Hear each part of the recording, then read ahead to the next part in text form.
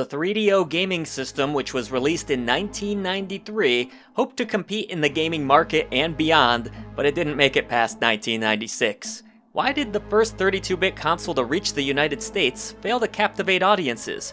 Well, there were a number of reasons. It wasn't for lack of ambition, that's for certain. For its time, it was a powerful piece of machinery that attempted to go beyond offering gaming capabilities. The company believed that they could build an all-in-one media box somewhat similar to what Microsoft attempted with the Xbox One, but as we've seen throughout history, trying to do too much or being ahead of the curve can sometimes lead to a great idea, ultimately failing. While there is plenty of fascinating history behind the 3DO's many missteps, the main reason for its failure involves its ridiculous $700 USD price tag. The company had a unique business model where the system could be licensed out to other manufacturing companies. Because of this, there were various 3DO models created by Panasonic, Goldstar, and Sanyo, to name a few.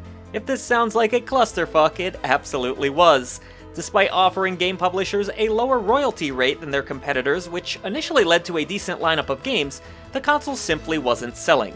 Adjusted for inflation today, a 3DO would cost over $1,500, so it's no wonder nobody bought the damn thing. Yes, not every iteration of the machine ended up costing that much, but the damage was done. Did you know anyone that owned a 3DO? You'll have to let me know in the comments below. Despite its short run, like most consoles, the 3DO had its share of decent games. It received quality PC and arcade ports of titles such as Alone in the Dark and Road Rash, alongside a slew of exclusive first-person shooters which were rising in popularity during the early 90s. One of those games is the topic of today's video, Killing Time.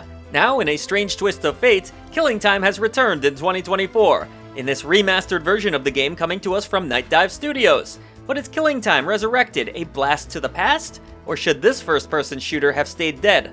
Let's find out in our full review.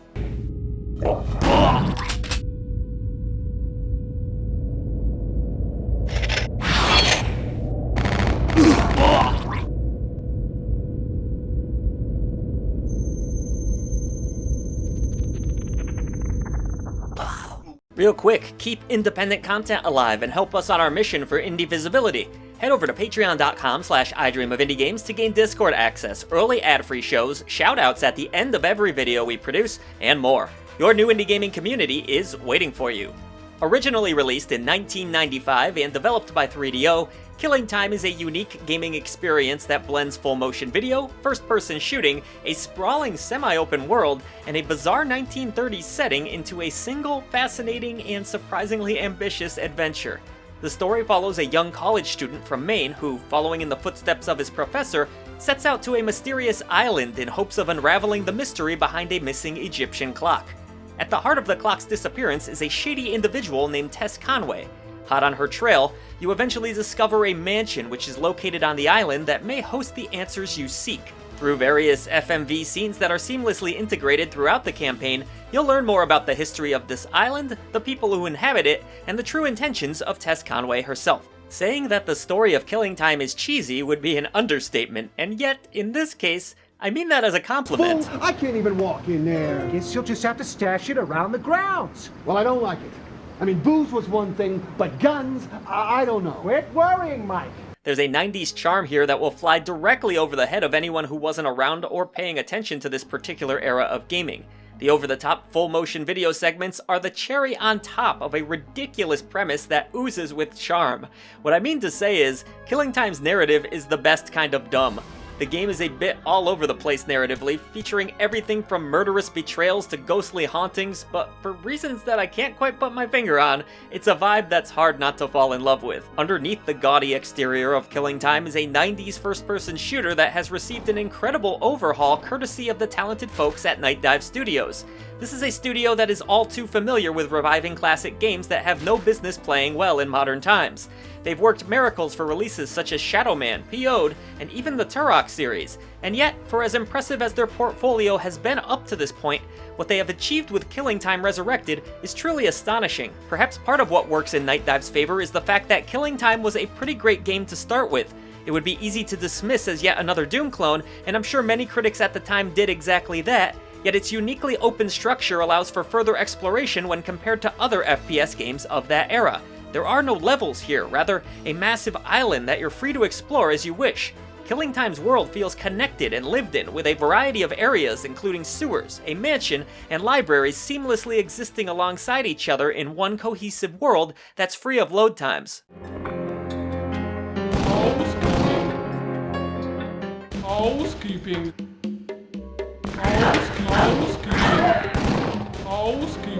Your goal is to blast down clowns, blobs, hunters, and even disembodied heads while collecting enough artifacts en route to destroying Tess's water clock. Players are free to explore this surprisingly large world of their own free will, but will eventually need to collect certain key items in order to advance forward through the mansion.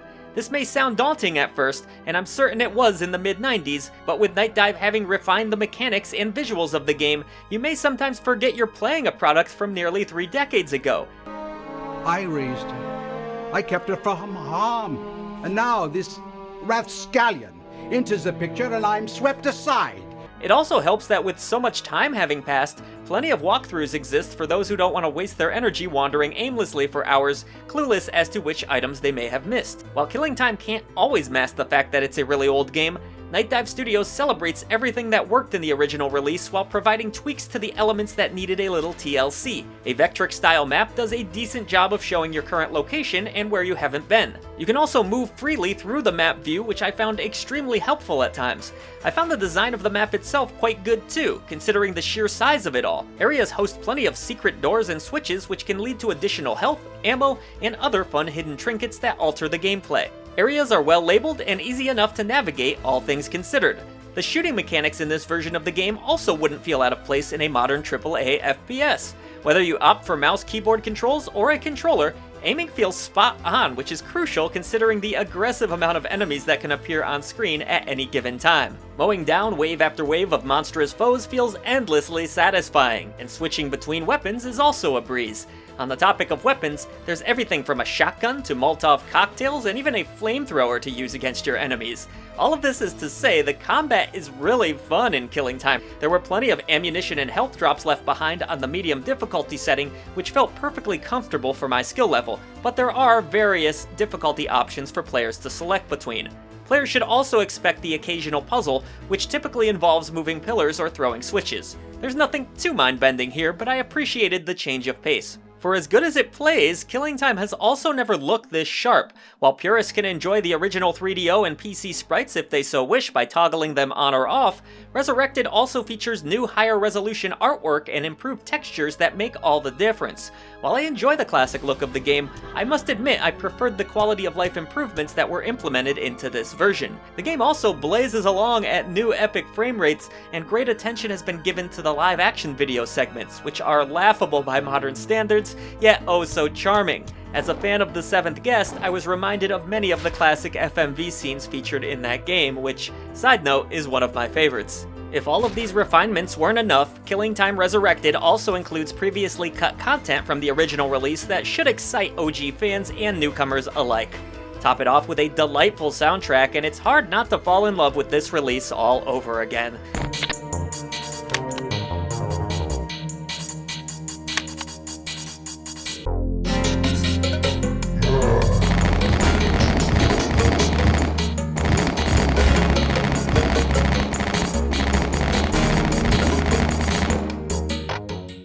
The songs perfectly fit the 1930s setting, often featuring maniacal piano riffs and have an avant-garde feel. It's a bit jazzy, over the top, and adapts perfectly to your environment. I just loved it. Yet, for as miraculous as Night Dive Studios' work on this project is, Killing Time is ultimately still a retro game, and a highly unusual one at that. Even with its many welcome updates in this resurrected version, it still feels like a product of its time in many regards, and that simply won't be for everyone. Modern players will scratch their heads wondering why they should care about the bizarre story, awkward FMV acting, or strange menagerie of enemies. On the flip side, if you grew up loving off-brand 90s shooters or have an affinity for janky retro charm, you'll be delighted to experience Killing Time Resurrected, even if it's for the first time.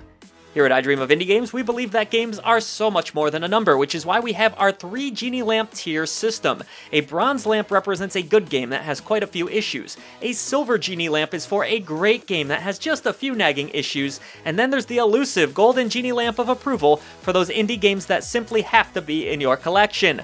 We also have the rusty lamp for mediocre titles that have a faint glimmer of hope, and the dreaded indie Krampus for those titles you should avoid. And with all of that said, I am awarding Killing Time Resurrected the silver Genie Lamp of approval.